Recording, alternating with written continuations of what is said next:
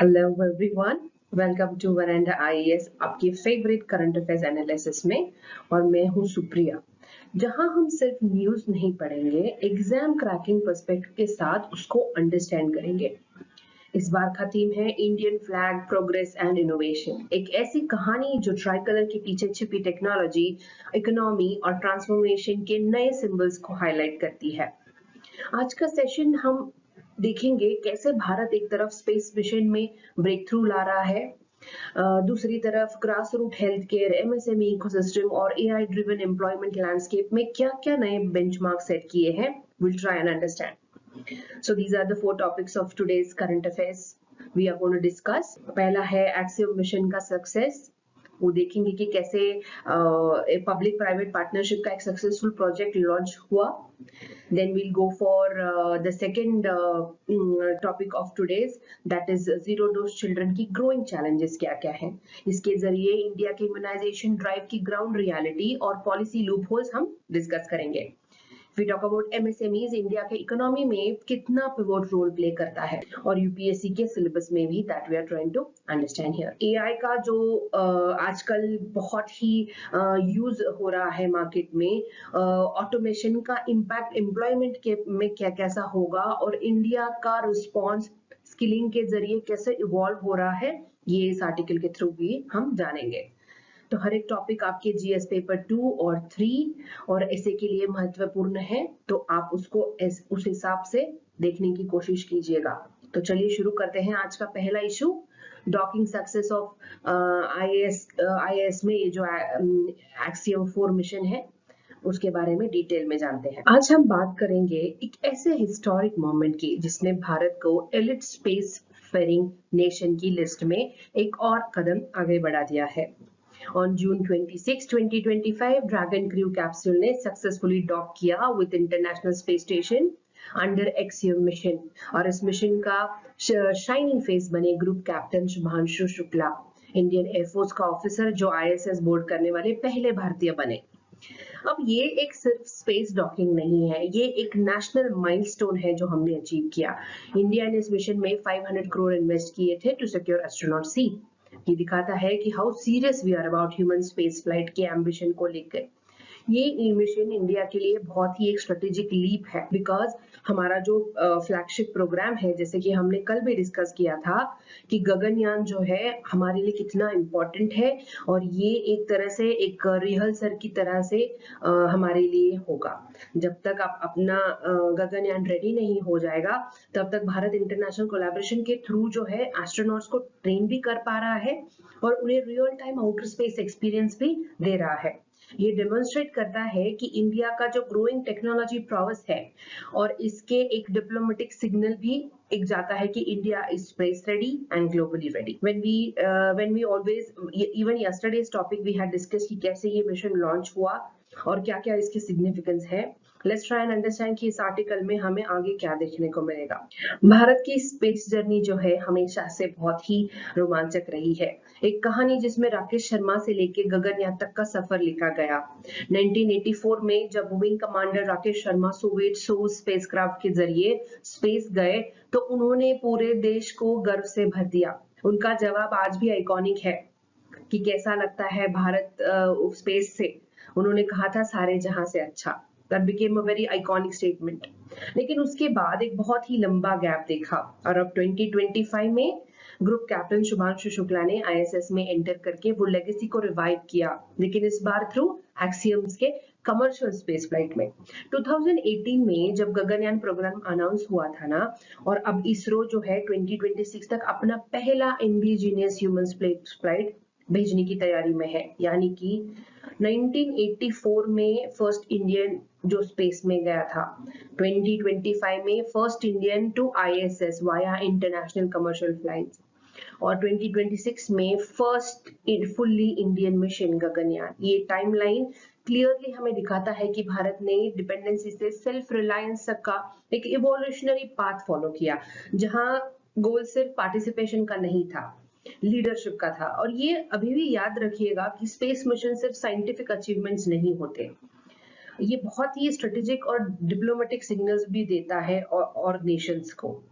And having said that, ये जो timeline आपने देखी कि how we have evolved so far in the space journey, इस हिस्टोरिक फ्लाइट को समझने के लिए हमें 3 की एलिमेंट्स को क्लियरली डिफरेंशिएट करना होगा। एक है ये एक्सियम मिशन क्या है, आईएसएस क्या होता है और गगनयान मिशन क्या है। सबसे पहले बात करते हैं एक्सियम की। ये एक प्राइवेट स्पेस फ्लाइट मिशन है जो ऑर्गेनाइज किया गया था एक्सियम स्पेस यूजिंग स्पेसएक्स का फैल्कन 9 रॉकेट। इस मिशन में एस्ट्रोनॉट्स फ्रॉम मल्टीपल कंट्रीज को आईएसएस तक भेजा जाता है। ये मिशन एक एग्जांपल है कि कैसे commercial space collaboration future of human space exploration बन चुका है। इंडिया ने इस मिशन में पार्टिसिपेट करके ये प्रूव किया कि हम ग्लोबल स्पेस इकोनॉमी की एक एक्टिव स्टेक होल्डर है। अब बात करते हैं आईएसएस की। अब जो इंटरनेशनल स्पेस स्टेशन है, ये क्या है, ये एक जॉइंट प्रोजेक्ट है नासा का, रॉसकॉस्मोस का, ईएसए, जैक्सा और ये सीएसए। ये जो मैंने बताए वो स्पेस एजेंसीज है, countries like USA, Russia, Europe, Japan and Canada. अब ये जो है 400 किलोमीटर ऊपर ऑर्बिट करता है और इसी पर लैंड किया था। ये एक ऑर्बिटिंग लैबोरेटरी के जैसे है जहां पे साइंटिफिक रिसर्च से लेकर इंटरनेशनल कोऑपरेशन तक सब कुछ होता है। अब कंपैरिजन समझते हैं गगनयान का। ये जो मिशन है एक्सियम 4 इससे अलग है। गगनयान होगा पूरी तरह से इंडियन, इसरो डिजाइन करेगा, बिल्ड करेगा और खुद ही लॉन्च करेगा लो अर्थ ऑर्बिट में। और वो भेजना चाहते हैं 2-3 एस्ट्रोनॉट्स उसके साथ। तो ये हमारा पहला ह्यूमन स्पेस मिशन होगा। यानी एक्सियम 4 जो है is experiencing gaining via collaboration, जबकि गगनयान जो होगा उसकी कैपेबिलिटी डेमोन्स्ट्रेशन करेगा सेल्फ रिलायंस की। ये मेजर डिफरेंस है। तो अब समझते हैं कि मिशन जो है ये भारत के लिए सिर्फ एक सिंबॉलिक अचीवमेंट नहीं है बल्कि स्ट्रेटेजिक एक्सेलरेटर कैसे है for the future of Indian space programmes. ये जो प्रीकर्सर ट्रेनिंग होती है फॉर गगनयान, इसको ऐसे देखा जा रहा है। एक्सियम मिशन के रियल टाइम रिहर्सल था गगनयान के लिए। इससे जो है इंडियन एस्ट्रोनॉट्स जो है वो माइक्रो ग्रेविटी एनवायरनमेंट का हैंड्स ऑन एक्सपीरियंस ले सकते हैं और जो सिर्फ सिमुलेटर ट्रेनिंग से पॉसिबल नहीं होता। जब हम खुद का human space flight mission launch करने जा रहे हैं तो ये एक्सपोजर जो है कितना इनवैल्यूएबल है। साइंटिफिक रिसर्च भी अगर बात करेंगे तो आईएसएस पर भारत के जो है लगभग 8 साइंटिफिक एक्सपेरिमेंट्स भी कंडक्ट हो रहे हैं, covering domains like biology, material science और मेडिसिन। इससे क्या होगा, इससे इंडिया का जो ग्रोइंग कंट्रीब्यूशन है स्पेस बेस्ड आर&डी इकोसिस्टम में उसमें रिफ्लेक्ट होगा। और ये फैक्टर आपके जो जीएस3 के साइंस एंड टेक में ना indigenisation of technology and development of new technology की जो थीम है सिलेबस में, आप उसको बहुत अच्छे से रिलेट कर सकते हो। तो यहाँ पे सबसे इंपॉर्टेंट पॉइंट है इंटरनेशनल कोऑपरेशन। ये जो एक्सियम, स्पेसएक्स, नासा और इसरो, ये मिशन एक मल्टी नेशन कोलैबोरेशन का शाइनिंग एग्जांपल है। प्राइवेट और पब्लिक स्टेक होल्डर मिलकर कैसे स्पेस एक्सप्लोरेशन को डेमोक्रेटाइज कर सकते हैं, ये इस मिशन ने हमें दिखाया। और भारत ने इस इकोसिस्टम में इन्वेस्ट करके दिखाया है कि हम नॉट जस्ट पार्टिसिपेंट्स हैं, we are also the emerging leaders इस स्पेस के एरेना में। तो ये था भारत का एक्सियम 4 से गगनयान तक का स्पेस लीफ, जिसपे हमने विजन, स्ट्रेटेजी, साइंस तीनों को एक परफेक्ट ब्लेंड देखा यहाँ पे।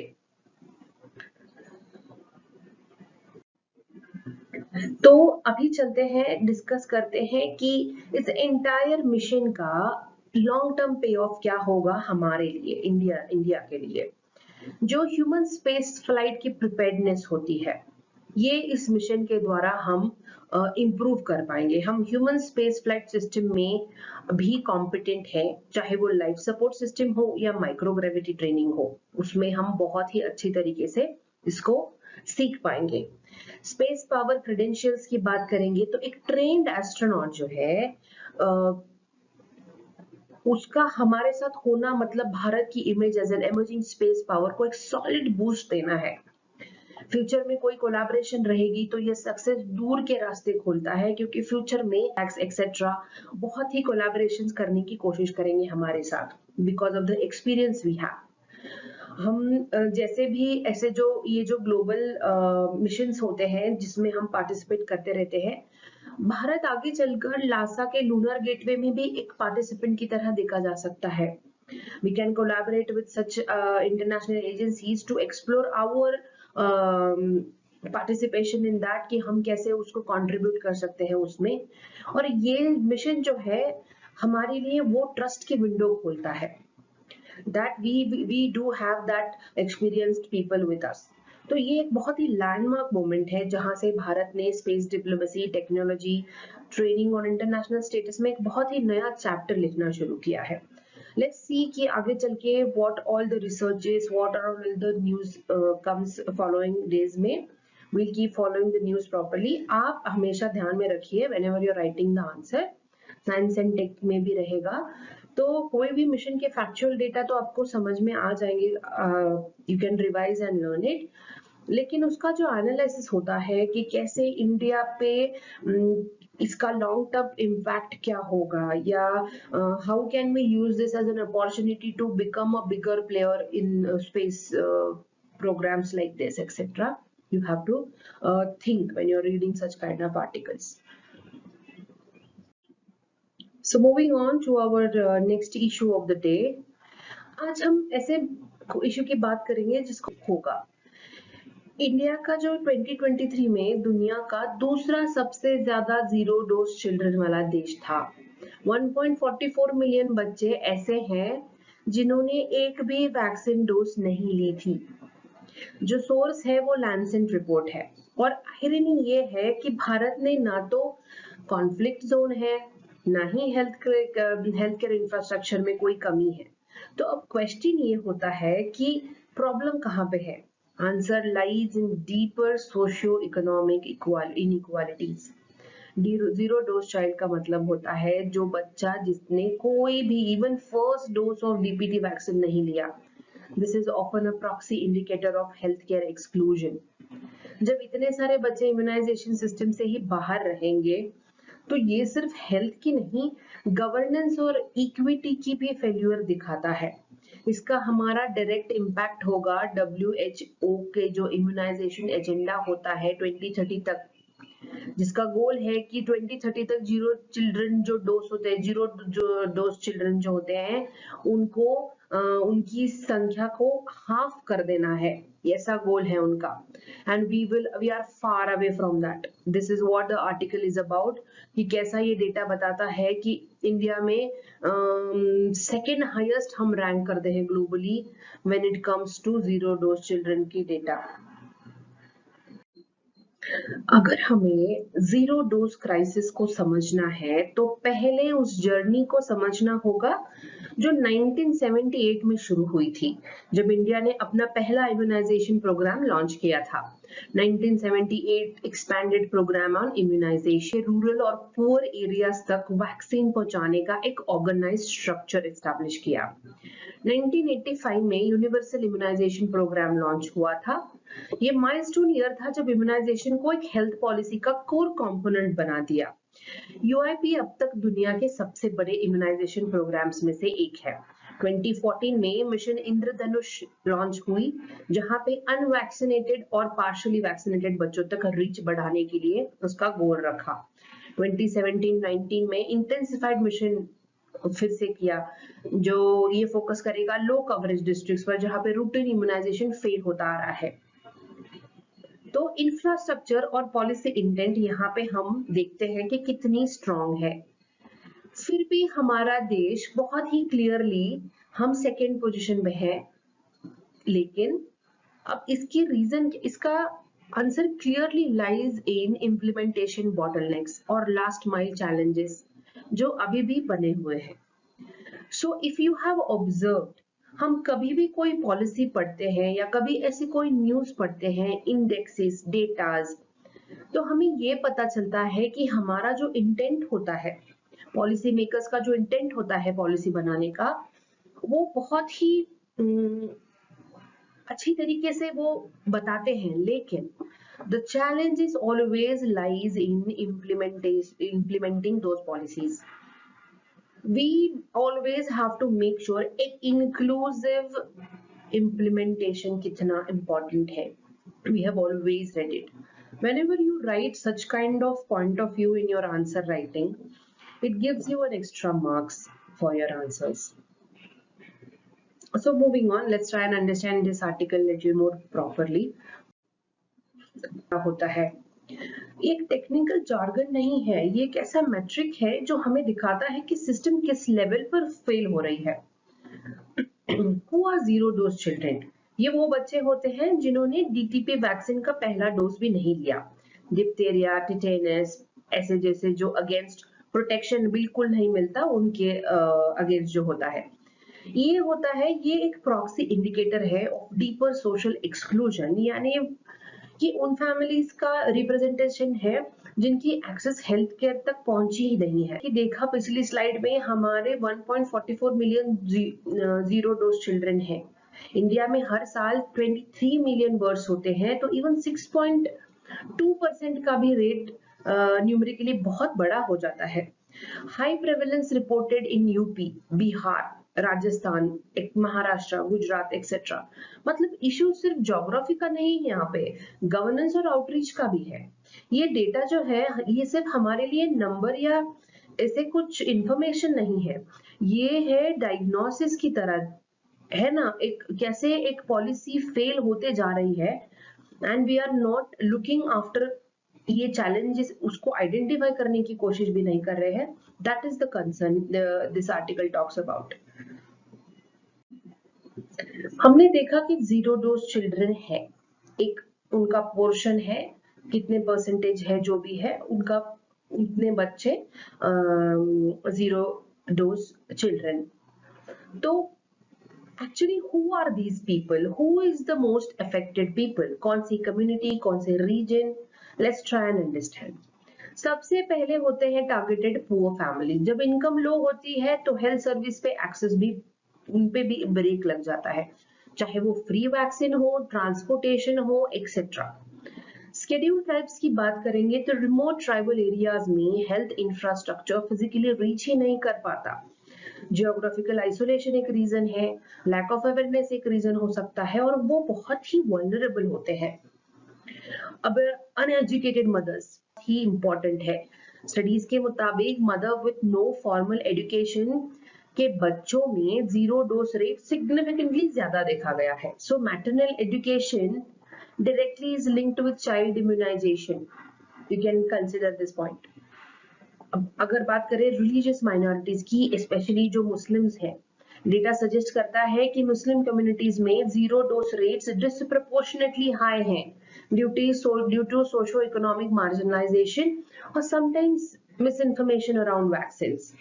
अब ये सारे डेटा, अब ये सारे पॉइंट्स का मतलब ये है कि प्रॉब्लम सिर्फ सप्लाई साइड से नहीं है, it's also about trust, it's about awareness, it's about हम कैसे उनको इंक्लूड कर पाएंगे इससे। तो इंडिया का जो वैक्सीनेशन मॉडल टेक्निकली बहुत रोबोस्ट है, लेकिन जीरो डोज चिल्ड्रन का चैलेंज एक रिमाइंडर है हमारे लिए कि हेल्थ इक्विटी तभी आएगी जब पॉलिसी ग्राउंड लेवल तक उतरेगी और सोसाइटी के सबसे वल्नरेबल तक सिंसियरली पहुंच पाएगी। Only then we will be able to reach at a, even near to the goals they are trying to achieve. तो आज जब हमें प्रॉब्लम समझ में आ गई है तो आखिर इसका सोल्यूशन हो क्या सकता है। वैक्सीन इक्विटी तभी आएगी ना जब हमारा आउटरीच और इम्प्लीमेंटेशन दोनों टारगेट हो। टारगेटेड कम्युनिकेशन एक अच्छा सोल्यूशन है। हर समुदाय एक जैसे मैसेज से कन्विंस नहीं होगा, हमें चाहिए कल्चरली सेंसिटिव कैंपेन्स जो ट्राइबल एरियाज और अर्बन माइग्रेंट्स कम्युनिटी की लैंग्वेज और बिलीफ सिस्टम के साथ रेसोनेट कर सके। ये स्ट्रेटजी और ट्रस्ट बिल्ड करने में मदद करेगी। डोर टू डोर वैक्सीनेशन की भी एक सोल्यूशन हो सकता है। आउटरीच का मतलब होता है डोर स्टेप तक हेल्थ को ले जाना। मोबाइल वैक्सीनेशन वैन्स और community health volunteers remote areas में कवरेज को सिग्निफिकेंटली बूस्ट कर सकता है, जैसे मिशन इंद्रधनुष में हमने वो देखा हुआ है। डिजिटल ट्रैकिंग और यूविन जैसे प्रोविजंस जो होते हैं, डिजिटल प्लेटफॉर्म्स जो होते हैं, जितनी बड़ी पॉपुलेशन होती है उतनी बड़ा ट्रैकिंग प्रॉब्लम होता है, और ये जो यूविन जैसा डिजिटल प्लेटफॉर्म है वो हेल्प कर सकता है in real time beneficiary monitoring को लेके। अब ये तो 3 पिलर्स हमने यहाँ पे देखे। क्या देखा हमने? Communication, last mile service delivery और डेटा मॉनिटरिंग, ये मिलके बनाएगा एक सस्टेनेबल वैक्सीन इक्विटी मॉडल।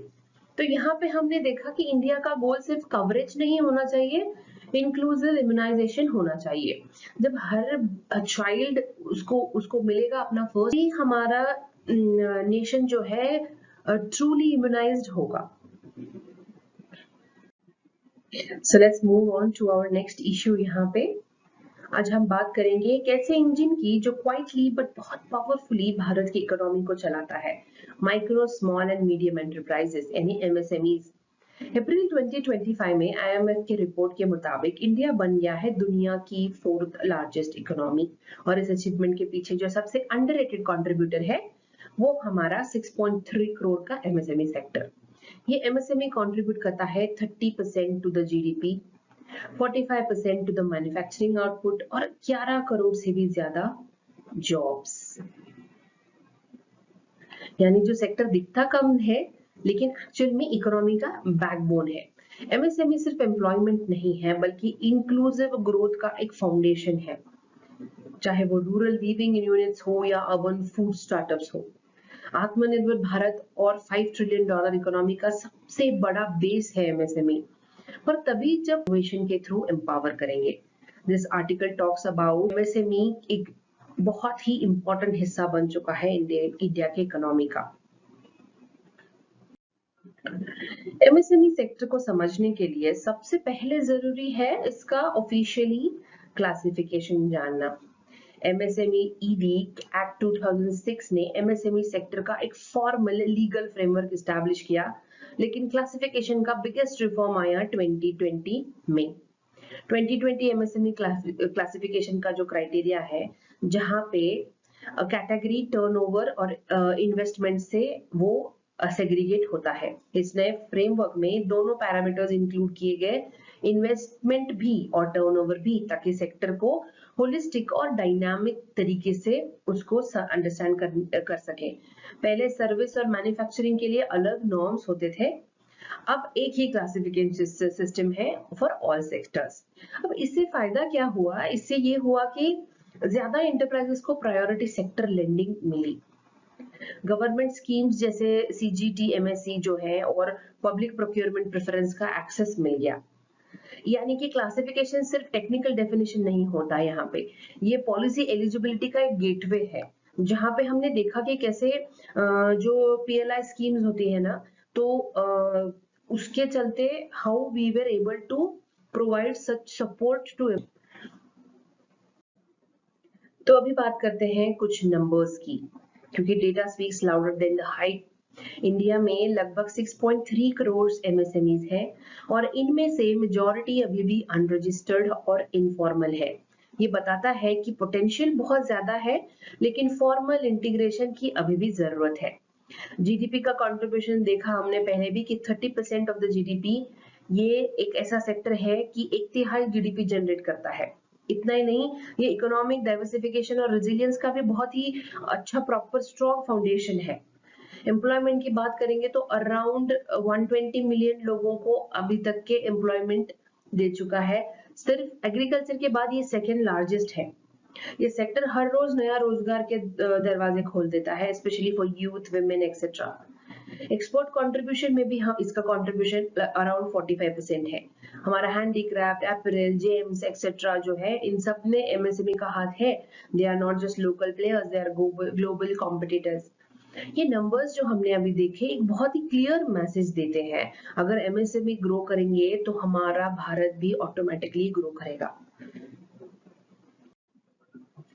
ये जो हमने कुछ सक्सेसफुल नंबर्स देखे एमएसएमई के, उसके लिए सिर्फ मार्केट नहीं बल्कि एक स्ट्रॉन्ग प्लेटफॉर्म सपोर्ट सिस्टम की जरूरत है, और इसीलिए गवर्नमेंट ने बहुत अच्छे से कई प्लेटफॉर्म्स लॉन्च किए जो सेक्टर के ट्रांसफॉर्मेशन में एक बैकबोन का काम करते हैं।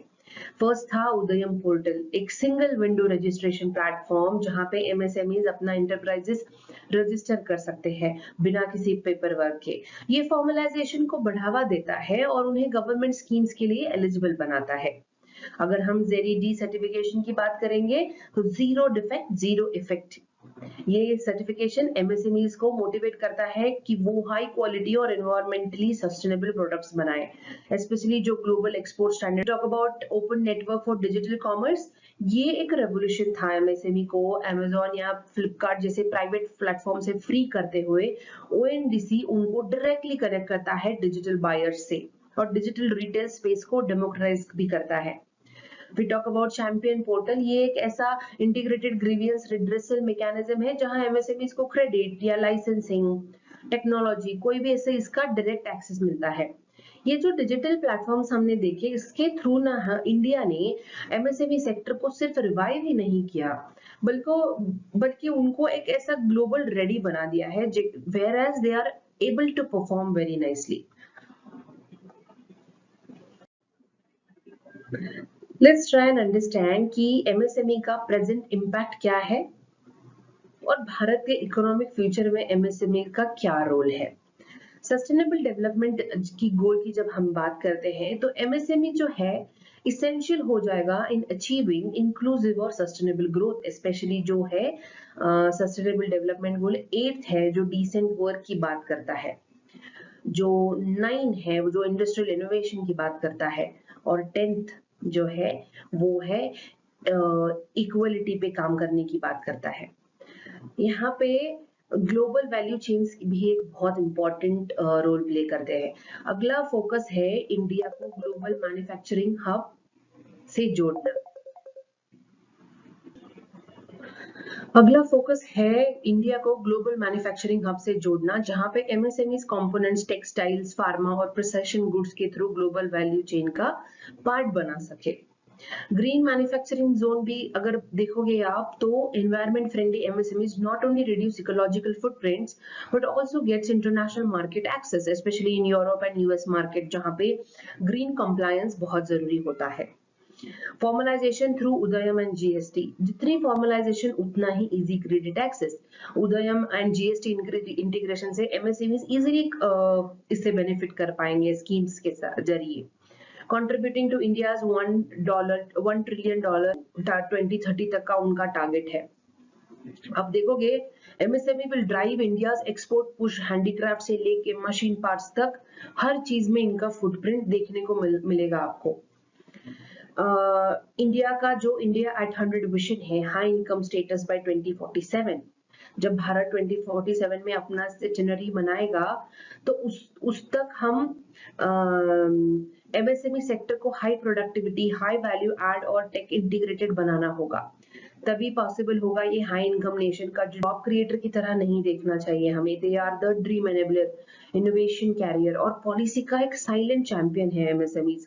इनको ऐसे सपोर्ट प्रोवाइड करने से और गवर्नमेंट के इनिशिएटिव से इतना अच्छे से बूस्ट मिला है कि ये जो हमने फ्यूचर इम्पैक्ट देखा कि क्या हासिल कर सकते हैं हम, becomes very important to make sure कि एमएसएमई सेक्टर हमेशा ऐसे स्ट्रॉन्ग परफॉर्म करता रहे। आज हम बात करने जा रहे हैं एक ऐसे डबल एज स्वॉर्ड की जो भारत के वर्कफोर्स और इंडस्ट्री दोनों को रीडिफाइन करता है, आर्टिफिशियल इंटेलिजेंस, जो आज का बजवर्ड भी है आजकल।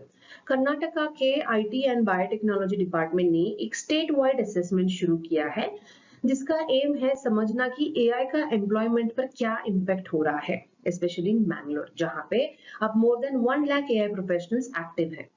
Bangalore has now evolved into India's premium AI hub, जहां पे AI startups, global R&D centers और machine learning platforms के एक dense ecosystem बना हुआ है। लेकिन जहां पे हम ऑटोमेशन ग्रो करता है वहां पे जॉब डिस्प्लेसमेंट का फियर भी बहुत होता है। इस वजह से ये इनिशिएटिव प्रोएक्टिव रीस्किलिंग और पॉलिसी इंटरवेंशन को प्रायोरिटी देता है ताकि जॉब सके हम। ये इशू सिर्फ कर्नाटका का नहीं है, it becomes the issue nationwide, specially as AI touches everything from education, finance, logistics to even agriculture. तो this article gives us a very beautiful point of view on कैसे हम AI के साथ मिलकर जॉब डिस्प्लेसमेंट की उसको बिना touch किए we can achieve the success. जब हम कहते हैं कि एआई एम्प्लॉयमेंट को इम्पैक्ट करेगा, तो ये सिर्फ एक थियोरेटिकल बात नहीं कर रहे हम। यहाँ पे हम देखेंगे कुछ रियल वर्ल्ड एग्जांपल जो ऑलरेडी विजिबल हैं। हेल्थ केयर में देखोगे तो हॉस्पिटल्स जो हैं एआई पावर्ड डिक्टेशन टूल जैसे ड्रैगन, स्क्राइब ईएमआर ने हॉस्पिटल्स में डॉक्यूमेंटेशन टाइम 50% तक रिड्यूस कर दिया है। ये डायरेक्टली इम्पैक्ट करता है मेडिकल ट्रांसक्रिप्शनिस्ट जॉब्स को, जहाँ पे रेपिटेटिव एंट्री का काम भी अब ऑटोमेटेड हो गया है। अकाउंटिंग और क्लरिकल वर्क हो, इनवॉइस प्रोसेसिंग हो, टैक्स डेटा वैलिडेशन हो, रिकॉर्ड मेंटेनेंस हो, सभी एआई बॉट्स के थ्रू हो रहा है। अब फर्म्स जो है मैनुअल डेटा एंट्री से शिफ्ट हो रहे हैं, जिसका डायरेक्ट इम्पैक्ट पड़ रहा है। ये ज्यादा इंपॉर्टेंट है। एआई चैटबॉट जैसे ChatGPT, yellow dot AI etcetera first level support inquiries को हैंडल कर लेते हैं। ये ऑटोमेशन का मतलब है कि entry level call centre jobs की डिमांड डिक्लाइन होती जाएगी, specially in banking, e commerce और टेलीकॉम सेक्टर्स में। ये हमने जो एग्जांपल्स देखे, इससे क्लियर होता है कि ऑटोमेशन जो है अब एक फ्यूचर पॉसिबिलिटी है, बल्कि वो एक प्रेजेंट रियलिटी भी बन चुका है। And it is giving us a very silently एक बूम देते जा रहा है हमारे एम्प्लॉयमेंट के नजरिए से देखा जाए तो। हर नए डिस्ट्रप्शन के साथ नए करियर एवेन्यूज भी बनते हैं, और एआई भी इस रूल का एक्सेप्शन नहीं है। जहां एक तरफ कुछ ट्रेडिशनल जॉब्स ऑटोमेट हो रहे हैं, वहीं दूसरी तरफ कुछ हाई वैल्यू फ्यूचरिस्टिक रोल्स भी इमर्ज हो रहे हैं, जैसे कि डेटा एनालिस्ट। ये प्रोफेशनल्स बिग डेटा का एनालिसिस करते हैं और इंसाइट्स निकालते हैं जो बिजनेस और गवर्नेंस दोनों में डिसीजन मेकिंग को इम्प्रूव करता है। एआई एथिक्स एक्सपर्ट्स, एआई सिर्फ इंटेलिजेंस नहीं है, रिस्पॉन्सिबल भी होना चाहिए। इसीलिए डिमांड बढ़ रही है उन एक्सपर्ट्स की जो इंश्योर करे कि मॉडल्स बायस्ड, डिस्क्रिमिनेटरी या अनसेफ ना हो। साइबर सिक्योरिटी प्रोफेशनल्स की बात करते हैं तो एआई सिस्टम्स को सिक्योर रखना भी बहुत टॉप प्रायोरिटी है ना। तो स्पेशली ये ऐसे सेक्टर्स में जैसे defence, banking, health care etcetera. AI और मैकेनिकल सिस्टम्स को मिक्स करके एक ऑटोमेटेड रोबोटिक्स बना सकते हैं। ये इंजीनियर्स डिजाइन करते हैं robots for manufacturing, surgering, warehousing etcetera. ये सारे जो रोल्स हैं उसमें स्किल सेट नए हैं, लेकिन अपॉर्चुनिटीज भी नए। भारत की इकोनॉमी को शेप करने के लिए बहुत बड़ी यहाँ पे। So if we try and provide a proper skill set, create a proper awareness of such kind of post, maybe we will be able to address the job replacement that is happening due to AI. यहाँ पे हमने देखा कि AI जो है वो सिर्फ एक रिवोल्यूशन नहीं है, एक टेक्नोलॉजिकल शिफ्ट है, एक सोशियो इकोनॉमिक ट्रांसफॉर्मेशन है। इसलिए इंडिया को तैयार रहना वेल। एजुकेशन रिफॉर्म्स की अगर हम देखेंगे तो AI लिटरेसी को जो है स्कूल लेवल पर शुरू करना होगा। NEP 2020 ने जैसे कोडिंग और कंप्यूटेशनल थिंकिंग के को एक पाथ बनाया, AI उसका अगला लॉजिकल स्टेप बन सकता है। वर्कफोर्स रीस्किलिंग की बात करेंगे तो नास्कॉम जैसे इंस्टीट्यूशंस होते हैं ना, उन्होंने फ्यूचर स्किल्स प्राइम और रिस्पॉन्सिबल एआई फॉर यूथ ऐसे प्रोग्राम्स को लॉन्च करके, जिसमें लाखों स्टूडेंट्स और प्रोफेशनल्स को रीस्किल करते हैं वो लोग। ऐसे इनिशिएटिव्स को हमें बूस्ट करना होगा। सोशल प्रोटेक्शन में जहाँ पे ऑटोमेशन से कुछ जॉब रिप्लेस होंगी, तो इसीलिए सरकार को चाहिए कि वो सोशल सेफ्टी नेट बनाए। स्पेसिफिक जो सेक्टर स्पेसिफिक रिटेनिंग मॉड्यूल्स होते हैं ना, उनको क्रिएट करें ताकि वो ये जो सोशली जिसकी जॉब अफेक्टेड रहेगी उनको किसी ना किसी तरीके से प्रोटेक्ट कर पाएंगे। एथिकल फ्रेमवर्क की बात रहेगी तो एआई बिना एथिक्स का एक वेपन जैसे बन जाएगा। इसीलिए हमें ह्यूमन सेंट्रिक एआई पॉलिसीज बनानी होंगी जो फेयरनेस, प्राइवेसी और अकाउंटेबिलिटी को इंश्योर करेंगी। एआई एक नया, ये जो नए एरा में भारत का सफर सिर्फ टेक्नोलॉजिकल नहीं होना चाहिए, एथिकल, इंक्लूसिव और सस्टेनेबल जर्नी होनी चाहिए। So you, as a UPSC aspirant who will shape India's digital policy tomorrow, needs to consider कि कैसे ऐसे impacts को हम include कर सकते हैं to make the AI future in India much better. So this was our session for today. We had a deep analysis of the topics which we discussed today. You keep an understanding जब भी आप ये lecture read the articles again to have a better understanding. इससे क्या होता है, आपको exam में वो बहुत अच्छे से रिकॉल होता है। You don't have to by heart everything. So let's meet tomorrow again for our next session. By the time you keep revising, keep studying, keep practicing the practice questions. See you tomorrow. Veranda IES, where your dream becomes reality.